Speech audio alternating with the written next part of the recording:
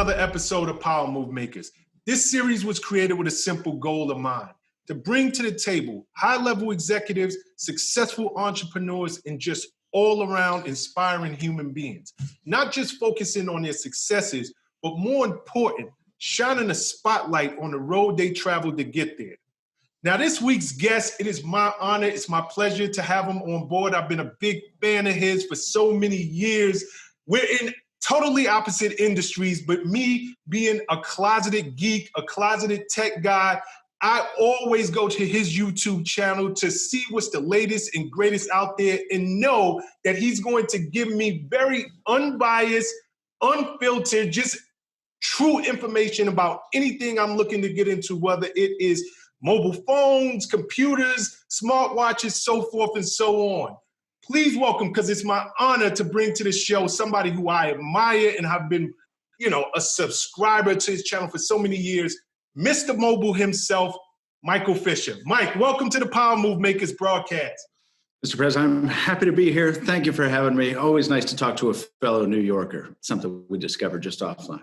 Absolutely, absolutely. And that's why I'm so interested into getting into this conversation, and I love conversations like these, because for some reason I thought you were from the Boston area. I had no idea until just now offline that you were a fellow New Yorker. So why don't we start there? Let's go, because we have time to get into the professional side of yourself. Right. Where did it all start in terms of the personal, the Michael Fisher? Where did you grow up? Where did you go to school? Just give me a little background information on yourself.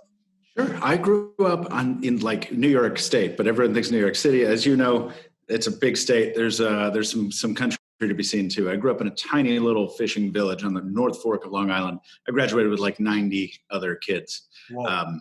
Yeah, I mean, it's a very, very small town. You know the phrase "bored to tears"? Yes. I found out that was not a figurative expression when I was like 14 or 15, and I came back to my hometown from a trip, and I literally cried because I just tasted what the outside world was like.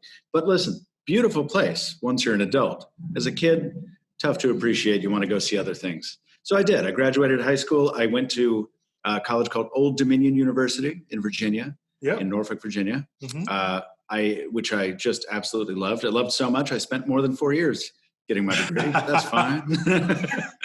And I studied acting there because that's what I wanted to do with my life at that juncture. And I got a BFA in acting. And this is where the Boston part comes in. I got real lucky, timing-wise. We can get into the details, but I had a job doing voiceover. I was doing books on tape for law students, basically, right? Mm-hmm. And when I graduated at ODU, they were like, hey, we just got bought by a company in Boston. So this freelance voiceover thing you have, do you want to move up to Boston with us and do it full time? And I'm like, can I do theater and like set my own schedule and do what I want? And they were like, yeah, you can. I'm like, then let's go. Let's do it. And that was 2008, man. And that's why I was there when I started my tech career years later. But that's why everyone still associates me with Boston to this day, because that's where I moved right after graduation, thanks to a job that timing wise just perfectly lined up. Oh, wow. See, this is great information because I had no idea. I actually, like I said, I thought you grew up in Boston because when I was watching you early on, that's where I would see all of your videos coming out of. Did you ever do anything in terms of, and again, this is such good information. You wanted to be an actor. Yeah, absolutely. And I got a lot of work throughout the college career. I did a lot of stage work. I did a lot of commercials, a lot of industrials and things like that. And I loved it. I still love the work. I just adore it. And again, I was lucky enough to have a side gig, which was sort of in the industry, that voiceover job to sort of finance the acting career. But the commercials and the industrials, they helped. I paid rent acting for years. Mm-hmm. But you ever have one of those years where everything just goes really bad, just goes upside down on you? Absolutely. We all do. That was my 2011, man. I lost the long form voiceover job, dried up. I finally got laid off. My 4-year relationship ended. My grandmother died. Just everything went wrong in 1 year. And I said, well, here's the deal. what I used to do when I would come home from rehearsal or come home from a theater show or come home from a commercial shoot, what did I do to actually unwind? What did I want to be doing? I wanted to be on the internet learning about cell phones. I mean, that's just the core of me, is this nerd, this mobile tech nerd. So in 2011, everything goes upside down. I'm like, well, what if I try to reverse that? I don't know if things I have to say about this stuff are things anybody wants to hear, but I'll try it. So I applied to a tech blog, the only tech blog that got back to me. That's what started that new chapter in late 2011. Okay, I want to talk about that new chapter. Just got one question for you. Please. Why not come back to New York? New York is the epicenter of theater, or Yes. go out to LA and try your hand at film and television. That is a really good question, and that's what I was advised to do after graduation. The thing was, I think that was my long-term plan. But when you have a company saying, we're going to pay you a full-time salary, and you're going to be able to do as much, you're going to do voiceover and get paid well, and set your own schedule so that you can go do as much theater as you want in Boston and see what opportunities are here.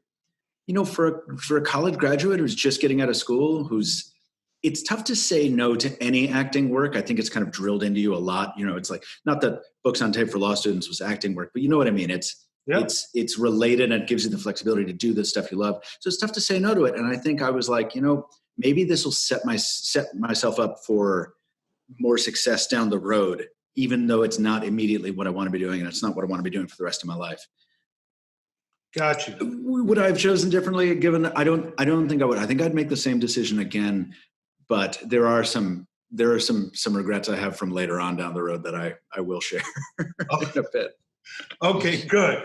So you applied a job at I'm assuming a website. What is that? Is that Engadget? Because I remember when I first came to know of you, you didn't have at that time the maybe you did have the MrMobile channel, but I used to always see your videos on another blog site. I don't know if it was Engadget or. So it wasn't. I applied to Engadget. I applied to The Verge. I applied to Gizmodo. I think I applied to all the big names. And in the midst of all that, there was a site that was leaking information constantly. It was actually very well known at the time for breaking news, first for having these leaks. And that site was called Pocketnow, and it's still around. They still do well. Jaime Rivera. I was just going to say Jaime Rivera. He and I still share a studio here in New York. We share a workspace with David Kogan of The Unlocker. Yeah. And but it was Pocketnow. They were the only ones who answered. They asked me for a writing sample. I said, sure. And I wrote a piece defending a just dreadful phone. I picked a phone everyone hated. I think it was the HTC Cha-Cha. Remember the Facebook phone? Yes, I do. It was one of those. Yeah. So I wrote a piece. I wrote like 500 words defending that phone. And they kind of decided to pick me up on a freelance basis. And I started writing pieces for them. But they said, look, we really want to build up our YouTube channel because we have a strong presence there and we want to increase that. What's your experience like in that vein? I'm like, been in front of the camera a lot. And also I had run a YouTube channel with my dad for the past 5 or 6 years in a totally unrelated space. And so I had some experience behind the camera as well. Jaime taught me how Final Cut works. Soon enough, I'm writing, shooting, and editing my own videos for Pocketnow. And that's where things started to pick up steam. You get past that initial wave of, who's this new guy? Screw you. I want to see Brandon Miniman. And you kind of deal with that for 3 months. And then people start saying, I kind of like this guy. And then you build a little following within the larger brand there. But I spent 5 years at Pocketnow. Yeah, that's what I was introduced to you at, over at Pocketnow. Yeah, must have been. Yeah. Those were great years. Let me ask you, because this show, I primarily tried to extract as much information and as many gems for people who want to be entrepreneurs, people who are just trying to climb the ranks, or maybe they're just confused and they're too afraid to take a chance on themselves. You kind of touched on, how you went from voiceovers and acting into the world of mobile. But was mobile tech, was this always something that was in you, something that you did on the side? Like, where did your love affair with tech come from? And, you spoke about 2011 being such a difficult year. Can you speak to anybody who might think the world is crashing in on them? And, that is the optimal time to just do something bold and say, look, nothing else is going right. Let me at least jump out there and go after something I've always just wanted to do. Because that's what it sounds like happened to you. 100%. And you know what the thing is, man, like I think I touched on it a little bit, but the thing that was stopping me for a long time, besides time, well, now I had the time, but the thing that kept stopping me even when I had the time was, who's going to want to listen to me? I don't have any new or engaging insights, right? I mean, I'm just another guy who happens to like this stuff. Who cares what I think? And look, I don't claim to have crazy insights even today. I think people like me for a combination of what I say, but also how I say it. The point is, it doesn't matter. I had something to contribute. I had something that people wanted to see. And whatever that is, whatever combination that is, it worked out. But I never, ever would have known it if I hadn't just said, you know what do I have to lose? Let me just apply and see. And I'll try and write a few pieces. And if everybody hates me, after a year, everybody still hates me in the comments, I'll be like, I don't know. Maybe I'll just think of something else. I don't know if I ever said that, but I think that was kind of my attitude, my unconscious thing. It's like, I have cared about this so much. And to answer your other questions, I blame Star Trek. I've been watching Star Trek since second grade. It's the reason that I am into all these handheld gadgets. But I'm like, I've loved this all my life. I bet you I can write something great about it that people will like to see. And I just needed somebody to give me a chance. And I'm so glad it was Pocketnow that did, because, I said this to one of my college classes at ODU, where I had a guest appearance there earlier, and I feel like in America, particularly, a lot of people are like, you went out there on your own and did your own thing, and that's awesome, and it is, and it's great. But I would never have been able to learn the things that I learned as quickly as I did and get the access I did if I hadn't joined Pocketnow, which was a blog at the time of like 7 or 8 people, and they all taught me everything. They all knew more than I did because I was such a noob. For a person like me who's not as individualistic, maybe, I need that. I need to feel like I'm part of a family when I start a new thing. I need that comfort, blanket, whatever you want to call it. And so I would make the point that people shouldn't think there's just one road to success, one way to do something. And if you are the opposite of me, if you're that ruggedly individualistic person who's like, I don't need anyone else around, if that works for you, then do it. The point is, just do it. Find a way to do it, but stop talking yourself out of it because you believe you don't have anything valuable to offer, because that's not true. That's not true at all. You bring up so many great points. And, off the top of my head, I want to touch on a couple, if I may, before we move the conversation on. I was recently listening to a podcast. I forget who I was listening to, but he said that same point. So I just want to highlight it. If whoever you may be, whatever industry you're in, stop doubting that there is an audience for you. Stop looking at everybody else who's winning and thinking maybe they possess something you don't possess. Maybe they are more talented. Maybe, they're more established. There is an audience for everyone. Someone who's going to hear your voice, respect your perspective in a way that they might not respect mine or respect Michael's. So just go out there and do it. And then another point that you brought up, Mike, that I just find fascinating, and I really drill home on this show week over week over week, and it's so interesting how you just brought it up, is you're basically like, look, sometimes you kind of got to get in where you fit in. In your case, you came over to Pocketnow, and you're freelancing, but you're low on the totem pole, but you were able to get into this small blog, and you learned everything you know. People, they were willing to allow you to learn as much as you wanted to absorb. And I tell people this all the time. get in where you fit in. If that means interning, if that means being an assistant, if that means sweeping floors and cleaning toilet bowl, whatever it is, the goal is to get in the door. Yep. And once you're in the building, you'll find that there are so many people who are willing and capable and want to help you. And, they'll share the knowledge with you. But you can't do that unless you humble yourself and get in the door. And we just live in this culture of everybody wants to be a boss. And Yeah. you gotta learn first. The boss thing will come later. But how can you be a boss if you don't even know the industry? Exactly right. No, 100%. And so much of that comes from just pounding the ground. Like, I feel like that's something really valuable that I took from the acting world, which is just like, if you do not go out and audition, you will never get a job. And you have to go out and you have to go get punched in the face, 200 times a year, basically. You have to have people tell you no all the time. And it tends to create in the people who can do it longer than I did, this like really hard exterior shell where you're just like, walk in, audition, walk out, throw the script away, forget about it. If they call me, they call me. Otherwise, I'm on to the next thing. Mm-hmm. And that's a really important thing to keep in mind too, because I had the luck of never being laid off. I wasn't trying to get a job in, say, 2008, or I didn't have a job in 2008 where I got laid off because of an economic situation. Or now during this current period, making stuff for the internet is a good job to have because everyone's watching a lot more content.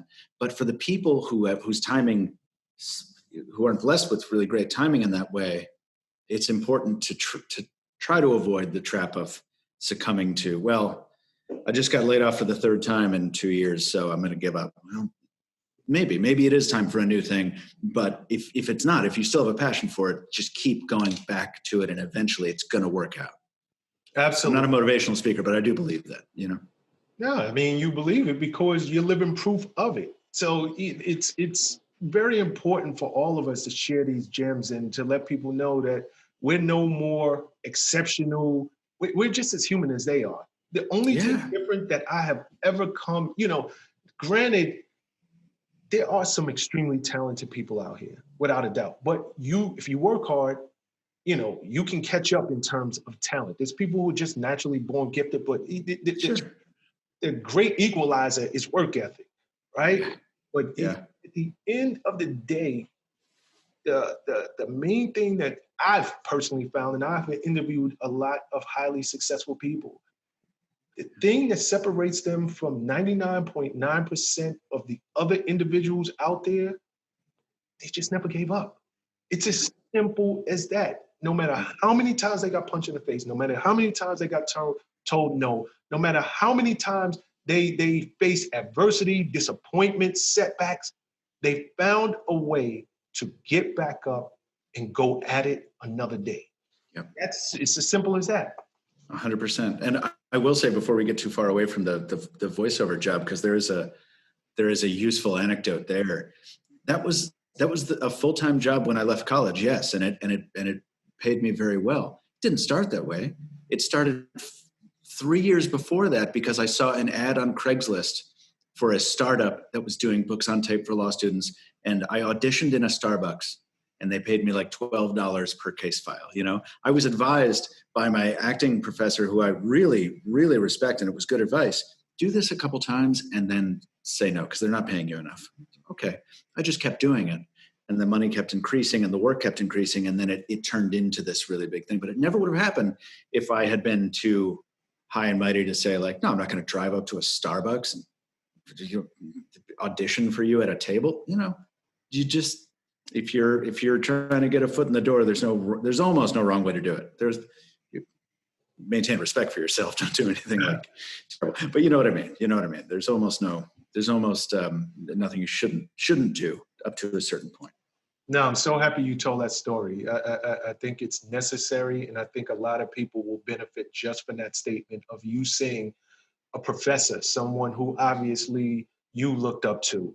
Yes. Even your professor telling you, hey, do it a couple of times and then it's time to move on. The fact that you didn't take that advice and understood that, I'm doing this for passion. I'm doing it for purpose. I actually enjoy doing it. And you got better over time. And that's when the money tends to follow. Yep. So, Absolutely.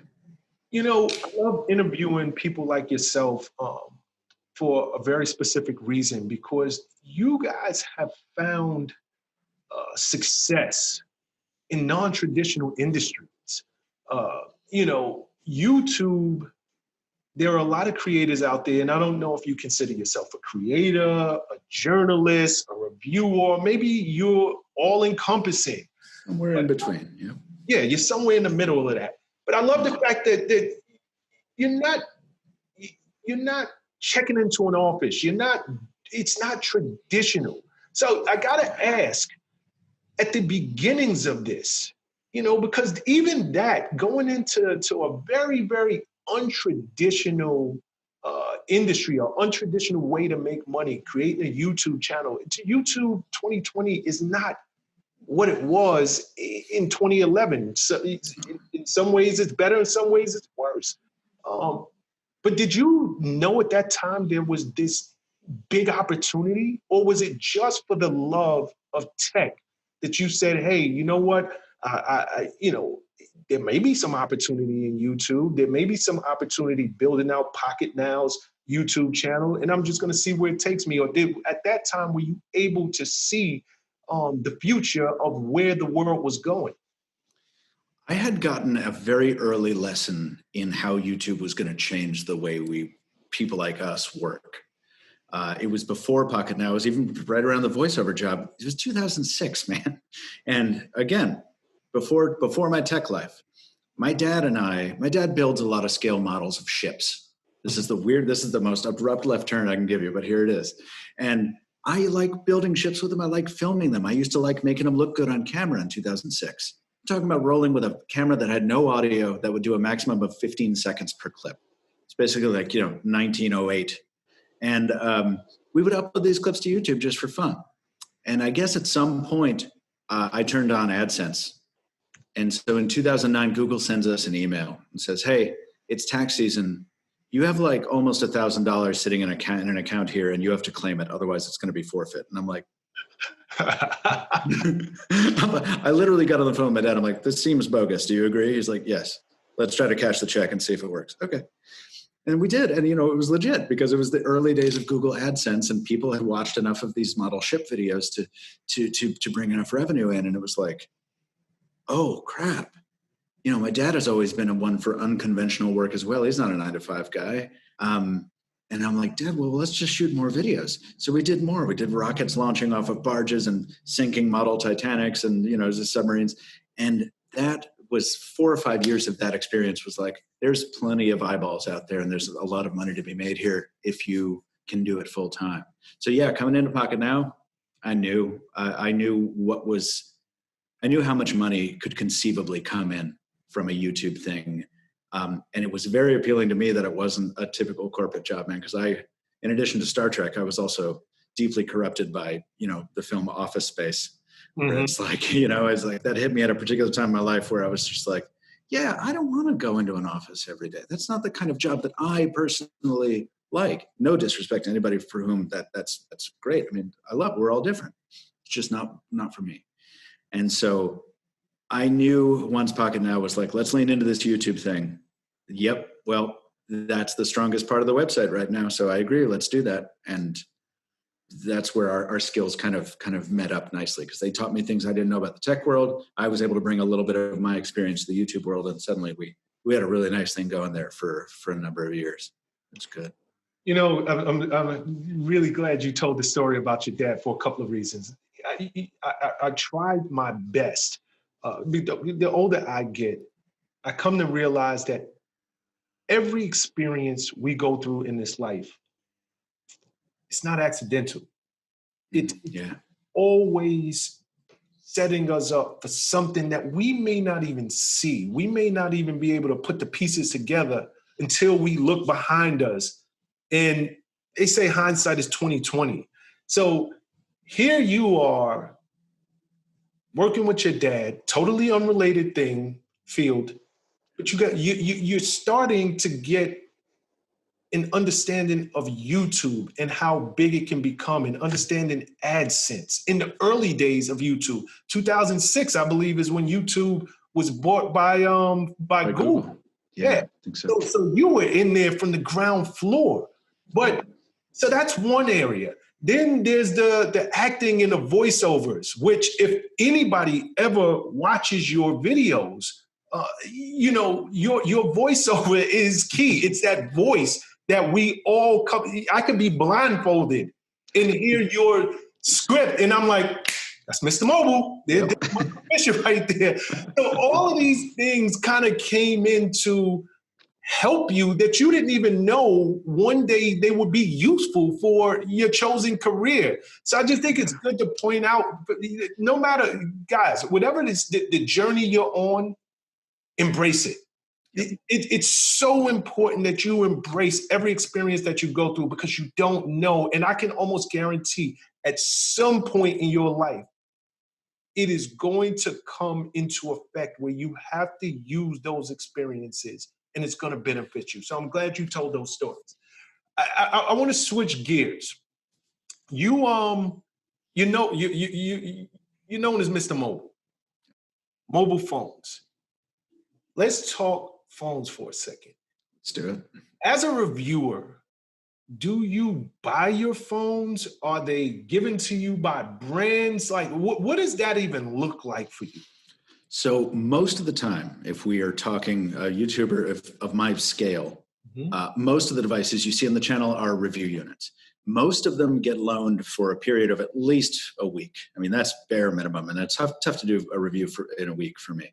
A greater proportion of them are loaned for about 30 days from the manufacturer. Some of them get pulled back right after that, like the Galaxy Fold 2, the Galaxy Fold 1, the Z Flip. Samsung seems a little cautious about letting reviewers hold on to those for too long because they're easy to break, right? So they don't want that. So let's get that back right away. Other devices, like, it depends on your relationships. I personally don't have any kind of relationship with Apple, so I have to buy all of the Apple review devices. And then sometimes there's an in-between. When Samsung took back its Fold 2, I was like, well, I have a series called Into the Fold where I revisit foldables like once a month at least. And I need to be able to know if my daily foldable breaks because I looked at it funny. And I didn't, it rubbed me the wrong way that Samsung was pulling them all back. So I said, screw it. We're going to use some of our budget. We're going to buy every foldable there is that we cover, and I'm going to carry them all at once. So it's stupid. I got a backpack full of phones, and I try and cycle through them as often as possible. So it is a mix. Review devices, purchased devices, and then the super bonus tier, because we have a budget for bonus devices, which is part of Future, my parent company. That's not my money, really. Mm-hmm. It's MrMobile's money. But then if there's a device I'm really in love with, like the silver Motorola Razr 2020 that just rolled out, the Motorola Razr 5G, I was like, I shouldn't be spending any money on a phone, but I'm going to buy that because I just need it. I wanted a Razr in 2004. I couldn't afford one. Now I can finally afford a Razr. So I bought myself a Razr. So 3 tiers of device there. Okay. You touched on a couple of points. Number one is, and I was going to ask you this question, how long does it take you guys to review a phone? And you said a week. And my follow-up question to that was going to be, is that enough time? I'm just average Joe. I'm a guy who keeps my phone for at least 1 year. Well, every year I'm switching a phone. I don't switch phones as often as you guys. Can we get accurate reviews from people who are deep diving into these phones over the course of just 1 week? To an extent, the answer is yes. You can get an idea. I can give you camera samples, right? That's what my road trip reviews are all about, where I'm like, I'm going to shoot with this camera as much as I can, and you can just watch this video and over and look at all that footage and see for yourself. So you can get a good idea of what the camera does.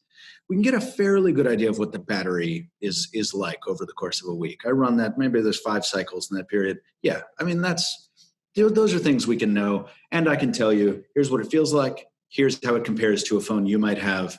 And here's my opinion as to its value. Some devices you don't even need for a week, man. Some devices you don't even need to hold. A manufacturer who I will not name just because it's no need to crap on them, just released a device that lacked 4 major features that the Google Pixel 5 has, and they wanted the same money as the Google Pixel 5. There's no reason to buy that phone. There's no reason for me to even review it. I know that you shouldn't buy it. Your money is better spent elsewhere. Review canceled. You know what I'm saying? Mm-hmm. Whereas if it's something like this, bleeding edge foldable phone with fragility questions, other things, then no, man, you need 6 months to review the thing. Probably you need a year. And that's why with stuff like that, all right, we're going to buy it. I'm going to keep coming back month after month and covering it. So the definitive review maybe doesn't come until 6 months down the road.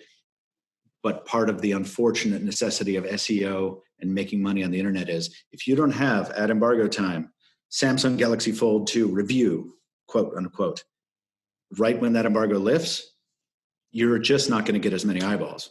Correct. That's why you see some blogs that are like, I think Tech Radar does this, where it's like they do a hands-on and it's like iPhone 12 review : hands-on first impressions. Mm-hmm. It's like there's a compromise to be made in everything. And I think we're doing a pretty good job at MrMobile of walking that line. Absolutely, you are. Absolutely. And another question before we move on, the review units, you guys always make a conscious effort to let people know this is a review unit. Yeah. How different are the review units from the final units that average Joe person like myself would get? Is the software different? Is the hardware different? How close to what we get is what you guys are actually reviewing? It's a really good question. And the answer is it depends on the manufacturer. Sometimes they're identical. Sometimes they're production units. They just pull them off the line because it's so close to release that the review units are identical. Often the hardware will be production, but the software is early because these guys, I don't know why these manufacturers do this, but they'll often ship product unfinished. And when you open up a new phone and it's got an update right away, it's like software update. It's because it's been sitting in a warehouse or on a ship. And in the meantime, they've been polishing the software for launch day. So often the software will be unfinished. Sometimes the hardware really will be a lemon. It'll have incomplete seams or something like that, or the glue on the display isn't fully dry, so it's like yellow. It's weird. And sometimes manufacturers will try to use that to their advantage. And the phone will really have a defect, or it will really do something poorly. And a number of times PR companies will be like, well, that's an early device. Let us send you another one. The Verge had a really great one that I'll always remember from almost 10 years ago, where they reviewed a Samsung tablet. They called it not very good. Samsung got angry, said, we're going to send you another one, re-review it. And I think it was Nilay at The Verge. It was just like, it literally wrote an entire second review. Didn't copy paste, wrote an entire second review. Samsung sent us a new tablet. It's still bad. Like, because you got to push back on manufacturers because they'll hide behind, early software, early production model. You must have gotten a lemon. That doesn't often happen. Gotcha. Random question. Who's your service provider? Oh, good one. T-Mobile. I switched to T-Mobile. Really? I switched to T-Mobile I think 6-7 years ago because I wanted to bring my family on my plan and stuff like that. And they were offering a very competitive rate at the time. And in Boston, their service was outstanding. So, that's a nice little plug. Who was your service provider before then? Before then, I believe I was still hanging out on Sprint because I used to work at Sprint. I used to be a Nextel employee, and then we got bought. So that was my college job, was slinging cell phones. Sprint to T-Mobile, and now they're the same family. Gotcha. I mean, I think that, and I wanted to ask you that because, and we'll get back to the phone side, but in the service provider side, you have the big ones. Obviously, I think Verizon is the biggest, or I think they still are. Yeah. But if you, as a mobile reviewer, rely on a T-Mobile, it just really goes to show people like the technology has caught up out there. It really has. It's tricky though because there's a trap there, right? A lot of people ask me like, well, what phone do you personally use because that must be the best one. Mm-hmm. And I think, people understand that we as reviewers live very different lives because we're switching out phones all the time. But as a result of that, man, look, I can carry a Pixel 5 in my fourth pocket because I have that, right? And I know I want that for my stills.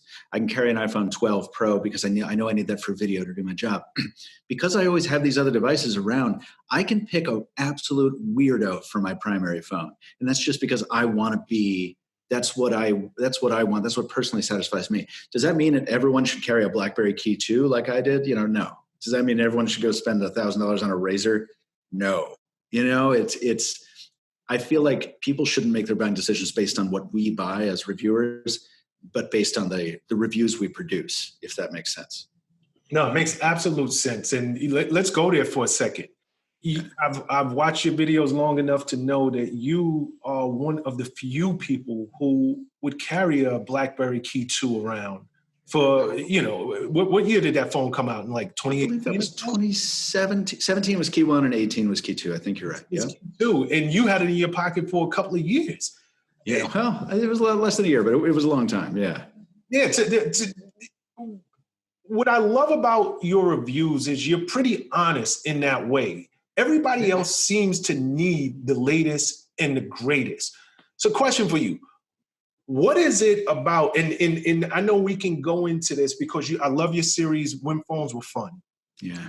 What is it about these types of phones that, a BlackBerry that has a keyboard that attracts you to them, number one, and number two, tech reviewers have a way of only focusing on specs. And the average person has no freaking clue what the difference between a 60 hertz refresh, a 90 hertz refresh, a 120 hertz refresh, different types of processors. So I guess it's twofold. Number one, what attracts you to some of the phones that the average person might not ever pick up, like a Key 2? Mm-hmm. And then secondly, do specs even matter for the general person? They're both good questions. The first one is, I think, easier to answer because what attracts me to a phone like the Key 2 or like the Razor is that, and I'll be honest with you, man, it's not a good reason. I like things that are different. I kind of chafe at the idea of carrying an iPhone just personally because everyone has it. And I kind of want something different. Hey, it's me. What keeps me on that device is the important part. What kept me on the Key 2 for longer than I carried the Key 1 was that it performed well as well. And what do you know? Physical keyboards are still a good idea. I know they're dead. I'm not insane. But typing on a physical keyboard and being able to feel out those keys when you're in a taxi cab or whatever, you're looking at something else, being able to type with one hand with very little effort, that device did those things well, and no other device can do them because they are physically just pieces of glass. Same with the Razor. The Razor comes out, it gets my attention because, oh, wow, that's the phone I wanted 16 years ago, except now it's a full-on Android phone. And with Razor 5G, it actually does a really good job of being a phone. So whether what attracts me is being different. What keeps me there is execution, and solid execution. So sad times about the Key 2. It was priced wrong. The Razor 5G, I think, is going to do a lot better than the first Razor did. We'll see. The second question is, do specs matter? Yeah, they do. And I think the reviewers like Marquez at MKBHD do a great job of bridging that gap of understanding of now this has a 120 hertz display, and he'll always remind you and that means look, check out this flow. You can't really see it on my screen, but let me just tell you, this is a much more fluid experience. Similar thing with a Snapdragon, 865 versus right. I think what's important though is the fixation on specs has made it such that a phone that doesn't have an 865 in it, a Snapdragon 865, will be disregarded. Even though its performance is a 765G in a Pixel 5, and you can't tell a difference. You put that in somebody's hand on the street, they're going to say this, and then it's this one with the 865. They can't tell because they're almost indistinguishable. And that's where I think specs need to be brought up more often because people need to be educated that they matter. But mattering is not the same as if it doesn't have the best, then it needs to get out of here. Because the reality is that 865 powered phones are much more expensive, and it's not for a good reason. 5G, great example. Not worth the extra money. Stop it. Absolutely. As much as everyone's hyping, as much as the carriers are hyping the 5G, it's just not built out yet. And I keep telling people like, what are you chasing this 5G? It's not even built out. Like most of the time you may even see 5G on your phone and your phone is not working on 5G, which is crazy. Right. Yeah. And 5G is such a marketing nightmare because you have different kinds of 5G and they're all like, one's really fast, but you can't get it almost anywhere. One's really not that fast, but it's everywhere. So who cares? It's a morass. It's just, if you're going to spend money, I feel like a lot of people spend money based on 5G because it's like maybe it's a status thing. If you're going to do that, and just get a stainless steel Apple Watch or get a Galaxy Fold 2. Your money is better spent on that than 5G, in my opinion. You know, it's interesting. You brought up Marquez. He's another guy I would love to get on this program. I love this guy. I love, the way he does the reviews, but here's the difference. Marquez he's a spec guy. He's shooting many years ago. I watch him and he's talking about his red camera. He's shooting, Oh, sure. Yeah. But it's videos are on YouTube, and I'm like, I get it. And even when I watch his reviews, he's like, oh, this is great. It's 120 hertz refresh rate. And I'm like, I just can't see the difference. But right. With that being said, who do you watch? Like, who inspires you? Like, what are some of the reviewers that MrMobile actually sits down in his spare time and not watches from a competitive standpoint, but more as a fan, more as I actually like the way that they review and deliver their assessment of these mobile phones? Marquez is still way the hell up there because he just does. First of all, he's such a great dude, and I love talking to him, I love hanging out with him. And we don't hang out, but we see each other at press events, and I like him very much. And I think he still does some of the best work in making complex ideas and making spec salad digestible for most folks. And that's why he's one of the many reasons he's doing so well. Yep. So he's up there. My close friend, David Kogan, runs a channel called The Unlocker. We mentioned that. Yep. And he recently taught me with a series called Real World Test, where he barely shows the phone at all. He's just kind of the opposite of me, where I was like, MrMobile is going to be 90% footage of the device because I'm tired of talking heads on a YouTube channel. This is going to be, people are tuning in for this, so I want to show them this most of the time. David goes the other way, but he doesn't do the talking head. He takes a device on a road trip and does essentially a vlog around it. And that gave me permission to start my own road trip review series, usually traveling with him, by the way, to kind of stretch the format a little bit. Because with YouTube, people aren't just tuning in for what you say you're about. It doesn't matter how many people originally tuned in to see MrMobile talk about phones. Ultimately, you get to a certain subscriber base, a certain subset of those people will tune in no matter what you're talking about. Right. They just want to hang out with you. That's kind of the beauty of YouTube. So The Unlocker helped me realize that I could do some real world vloggy bits and take some of the phone out, put a little bit more of me in. And finally, for our purposes right now, LGR. I don't know if you're familiar with Lazy Game Reviews. No, I'm not familiar.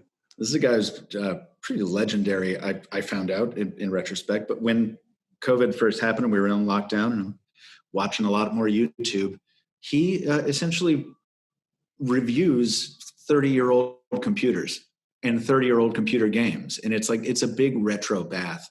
And it was this channel that inspired my When Phones Were Fun series. I had done retro reviews before, but I had never put them in a series and said, this is going to be a recurring thing if you'll show up for it. Lo and behold, people showed up for it. And it's thanks in no small part to me just binging LGR videos and unconsciously, I think, imitating that style of his, which is a thorough, relaxing dissection of tech that went out of date, when I was in high school. Mm-hmm. So those are the three that immediately leap to mind. There are so many others, but. Okay.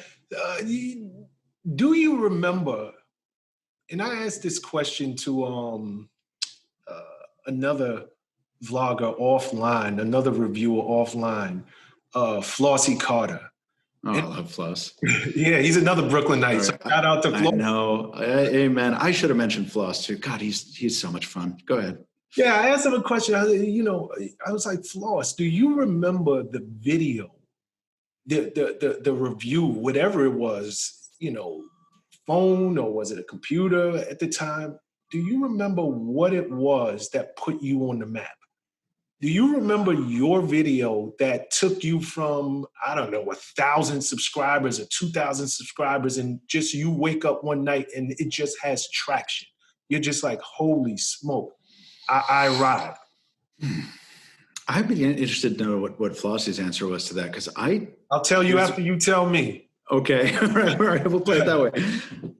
I don't know that there was just one video that did it with either Pocketnow or MrMobile, because at Pocketnow, it was just this slow grind. It was like making videos about what we were thinking at the time, how to run Android on an HPV, or how to get Google Pay working on your Galaxy Nexus, and it was just a grind.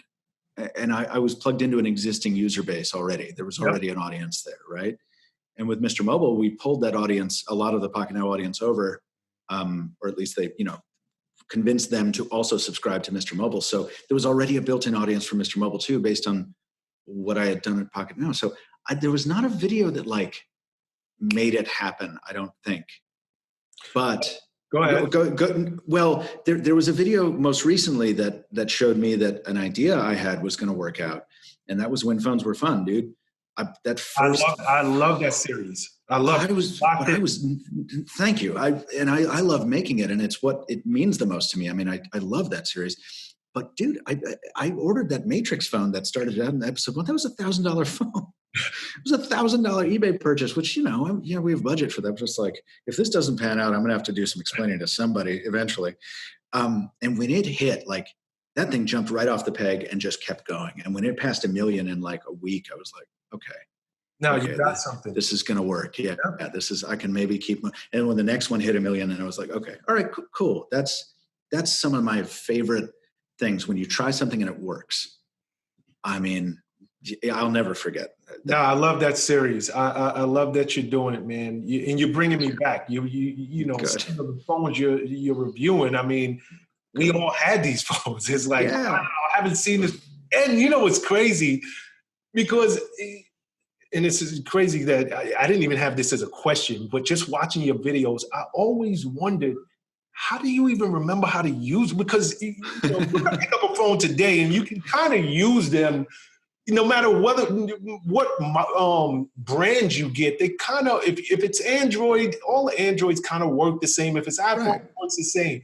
But those phones, is it as easy to plug in a phone that's 10, 15 years old now and understand how to navigate it? Man, not if I didn't own it. So everyone's always like, MrMobile, you got to do Nokia phones. You got to do Sony, Siemens phones. And I'm like, I will do those, but I have to like learn how they work off air. And sometimes you'll see, I'll just keep the unboxing camera rolling. And I'll be like, how does that?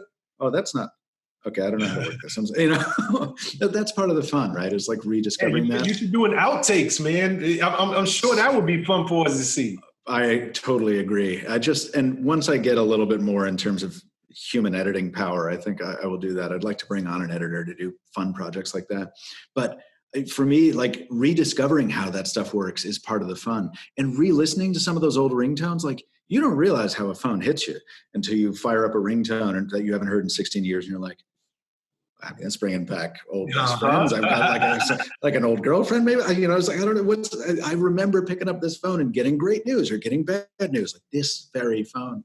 So there's a lot of power in that, because a lot of people forget that in addition to being geeky pleasures for us, phones are also where we've been living our most personal lives for like 20 years. Yeah, absolutely. Absolutely. And by the way, before it slips my mind, if I have this right, I know it was definitely a Samsung that Flossie said, took him from, I think it was the Samsung Galaxy 2. And he said he did a review on it, and the phone had just come out. Well, I don't even know if it had come out. It had just been announced or something like that. Maybe it just dropped. And he said everybody went and was just searching it, and he just happened to drop a video that just caught. And he went from something like 2,000 to 20,000 subscribers almost overnight. I love it when that happens. That's so great. And yeah, the S2, that would follow, because that's when Android was just exploding. And we would I remember doing a Galaxy Note 2 hands-on in Berlin when I was still with Pocketnow. And I mean, that video got something like 3 million views. And it's literally us, one take over the shoulder in a crowded trade show, just being on all sides, elbows, with a tethered review unit shooting at like 720p. And that video just exploded, because that was those sort of the real day, the heady days of Android, like Android versus iOS versus Windows Phone. What will win? It was very exciting times. A little different. Yeah, you just never know. Like sometimes you just put something out there and you never know what's going to strike a chord with people. True. Just in the interest of time, I know your time is limited, so I'm going to try to just fire some things at you while I still have you here. Sounds good, yeah. One of the things that I love about your videos, and I don't think people do it enough, and I love the fact that you are mindful to your audience and you care enough about your audience that you always make mention that the brands, the phone brands, manufacturers did not pay for you to review their phones, and they are seeing this review the same time that we are. Yeah. And that's very important to somebody who's on my side of the fence, who is just watching, and I'm trying to figure out, what phone should I get? Because I love to switch my phones up. I love phones, not as much as you, but I just love having something different in my pocket year over year. Definitely. That's very important because, number one, why do you do it? But number two is, I can tell you, just being on the other side of the fence, I've always wondered, it just seems like so many of these reviewers, and why I don't watch many of them, it seems like their opinions are skewed. And you wonder, do you have to pander to these manufacturers? Are you being paid for this? For saying, okay, this phone has, this most minute detail that this other one doesn't have. And this is why you should get it. So, what made you decide that you were going to be so transparent with your audience? The thing that made me decide to do that disclosure was that I noticed that people were not able to tell the difference.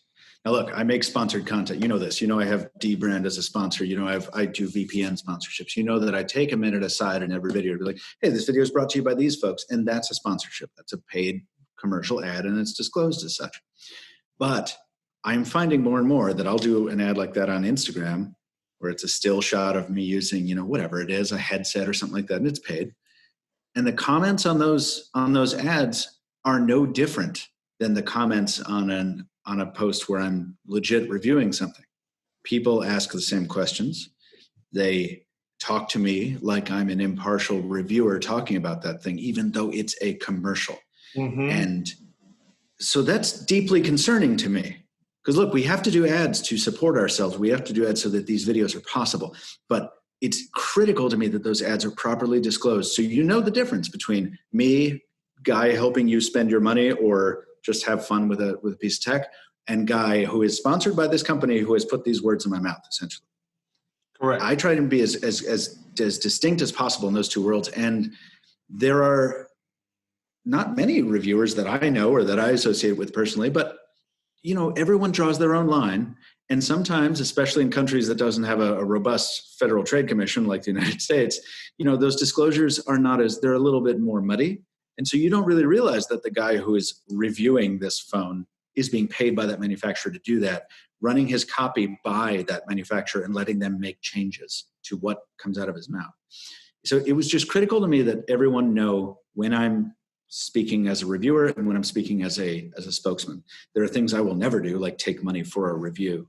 But it is important on the flip side of that to make sure that a lot of people who don't agree with a reviewer's conclusion will assume that they're paid one way or the other. It's always the joke, It's like, say something nice about Apple. How much did Apple pay you? Next video, say something nice about Samsung. How much did Samsung pay you to hit on Apple? It's that that kind of corruption, this wide scale thing, is like kind of a conspiracy theory. It's like that doesn't really happen. Certainly not as much as I think it may have used to. And do we have to be kind to manufacturers to make sure they give us a device on the next round? You see these questions about access journalism, right? Are they going to let you? They're going to let you back in the White House press room if you piss off the president, whoever that might be. These are all those questions. I've criticized manufacturers over and over again. Sometimes on trips that we are there, LG takes us to Korea. I'm like, this is the LG G7. It does a lot of things right. it doesn't really do anything great, and you could probably spend your money elsewhere. Do they not invite me back? Do they not send me the next phone? No, of course they do. That it would not be in any manufacturer's interest to be like, you're just being too hard on us. We're going to restrict access. I've seen it happen. Yes. Has it ever happened to me? No, never. Okay, so you've never gotten backlash from a brand for being honest in your opinions. Oh, there are conversations. I'll run a review and I'll get a phone call, it's just like, no, come on. No, this is kind of brutal, man. Did you hear? I'm like, send me another one. If it does the same thing, I will say it did the same thing. If it doesn't, it doesn't. And that is part of the game, the interaction. Certainly, they get pissed because they've put a lot of effort into this product and you say it's not working right. But it's my responsibility not to be wrong about that. It's my responsibility not to jump the gun and say, hey, this is bad, when in fact I just got a bad product. That's happened. I've made that mistake from time to time, but that's not what happens at a certain level when this is your whole life. You're like, I'm not going to get this wrong. And I'm going to tell you ahead of time, Samsung, I'm noticing, screwy things with this. Can you tell me why? You can't tell me why. Okay, well, it's broken. Can you give me comment on that? I'm happy to give them their side. Like Samsung says this will be fixed in an update. Okay, based on their track record, maybe we can say that that'll happen. If it's another manufacturer with a crappy record for updates, well, maybe hold on to your money until they fix this. That's where the faux journalism thing comes in. That's where the thing where I try as hard as I can, man, to be as close to a real reporter as I can, even though I didn't go to J school, even though I do not get held to the same standards as they do. I try. And that's just because that's the way I want to do it, I think it's necessary. I think it's necessary for your audience. Yeah. People would tune out if they didn't feel as though, number one, they buy into you, they buy into your personality, but number two, they're buying into your truth. And is this something that we should spend our hard-earned money on? And question for you. Can I just jump on that real quick? Just because we talked about the acting background, like I didn't get into this line of work to make commercials for big companies. I know what that is. I've done that in commercials before. It's fine. It's just not what I want to do. Mm-hmm. So I never want to just get to that point where it's like, okay, well, Samsung's going to, I keep, just because I have one in my hand, let's say Motorola wants to pay me, X amount of dollars to just promote their phones for you. Like, yeah, it's fun. It would be a lot of money, but I don't want to do that. That's not why I'm here. I'm here to tell the truth about something and have some fun while we do it. So sorry, that was a lot of talking, but that's where I'm coming from. No. It's great that you made that point. I don't, I love that you said, I don't want to do a commercial or manufacturer. Yeah. I've been down that road before. Yeah. What is it about some of these brands? Because I look at it, you bring up LG, right? Yeah. LG seems like it just can't get over the hump. And I love, your series on foldables. LG has, come out with their version of the foldable, and now the Wing. The Wing, yeah. LG Wing. Mm-hmm. And for a guy like you, I got to believe that that's pretty fun. Whether it'll go into wide-scale use with the average Joe consumer remains to be seen. But my question is, there are just some brands that have a lot of hype around any phone they put out, right? It doesn't matter what drops. iPhone can release a new phone and it has one new feature that's just ridiculously, like, really? And everybody's talking about they got to get the new iPhone. Same thing with Samsung. But I've also noticed the same thing with, like a OnePlus.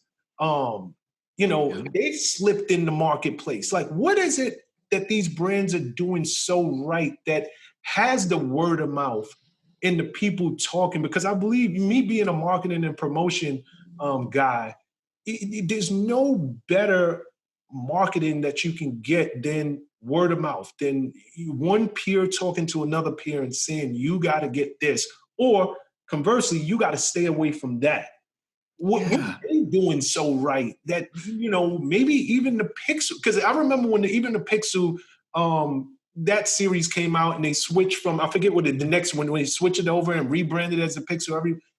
From the Nexus to the Pixel, yeah. Exactly. it seems like OnePlus took the place of what the Pixel should be in the marketplace. Like, what are they doing so right?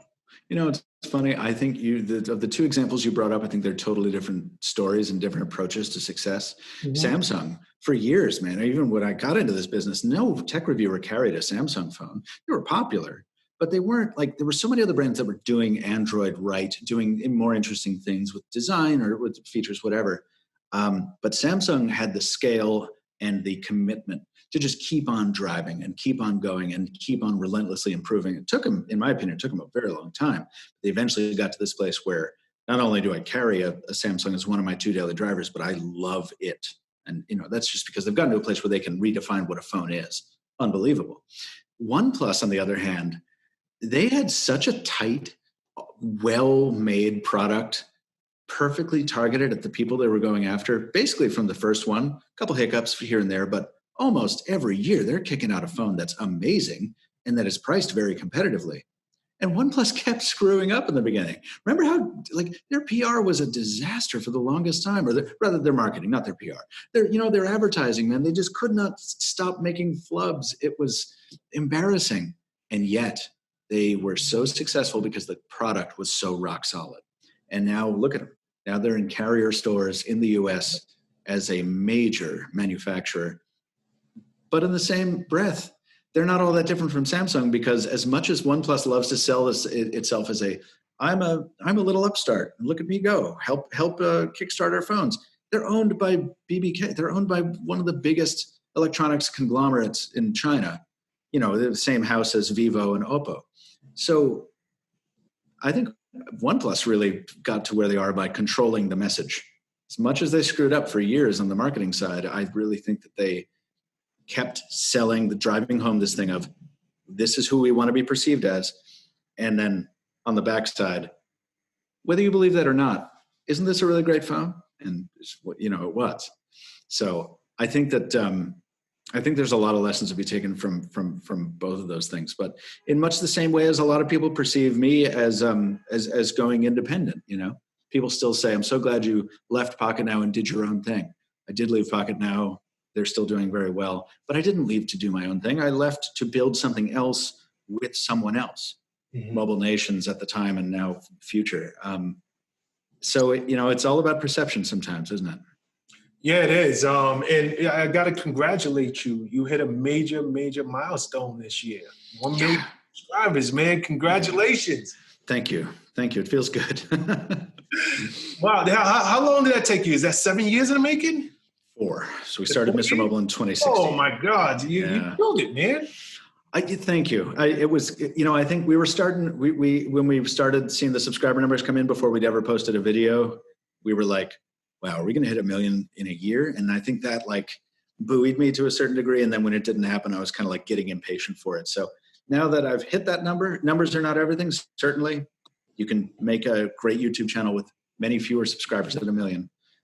But for me, that number was pretty important. So hitting it was satisfying. It is really, really a major achievement. I hope you and your friends went out and had a drink to it. And I hope you looked yourself in the mirror and just, and I don't think we do this enough, as human beings. We don't just take a minute and look at, I've worked so hard and I actually achieved a monumental goal. So I hope you had a moment to yourself that you did that, because that's an incredible feat that you were able to make in hitting 1 million subscribers. Thank you. I tried to let it land a little bit, but one of the things about this business, man, is it's such a hamster wheel. The minute you finish one thing, you're on to the next, Yep. But that's one that I hope that you took a minute for yourself. I did. I think I took a week off and I had a good little rest there. So that was good. But thank you for the reminder, because I think every day you do wake up to some extent, if you're me, and you're like, all right, who's doing this better than me today? So it is nice. Okay, I know your time is, we're at the end of this interview. I got to ask you one question before I let you go, Mike. Please. What are you excited about?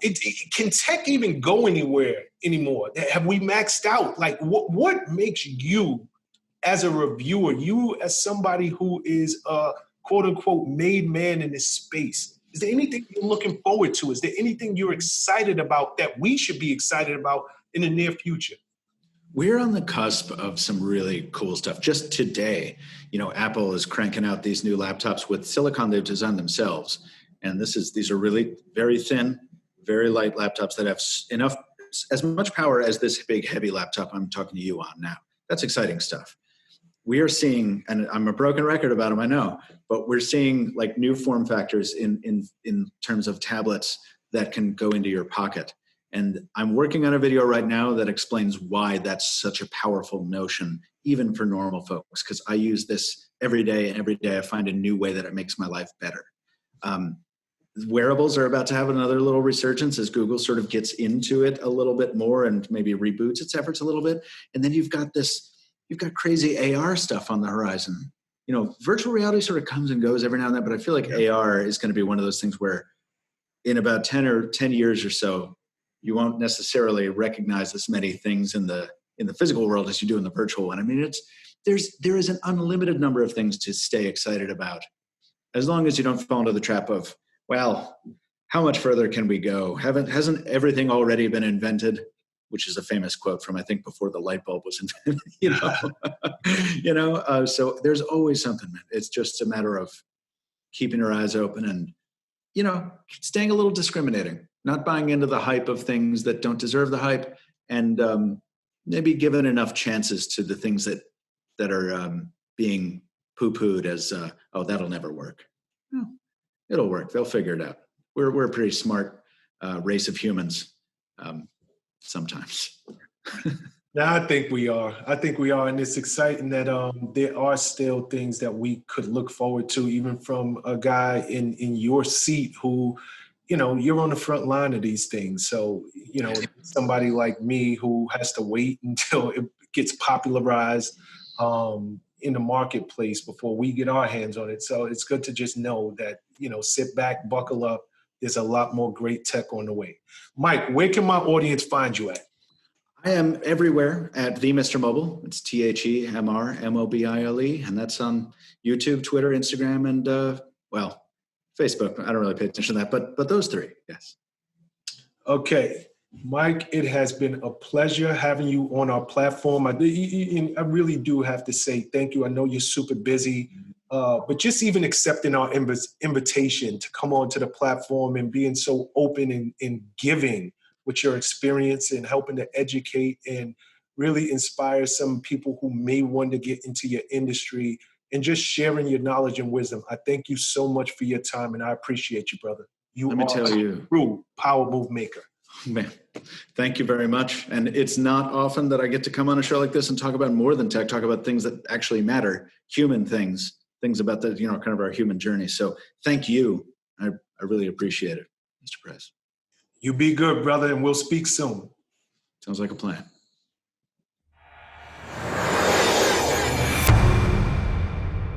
What's up, guys? Thanks for sticking with me to the end of the video. Truly appreciate you. If you like anything you heard here today, go ahead and hit that subscribe button. And if you know anybody that can benefit from this message, feel free to share. Peace and love.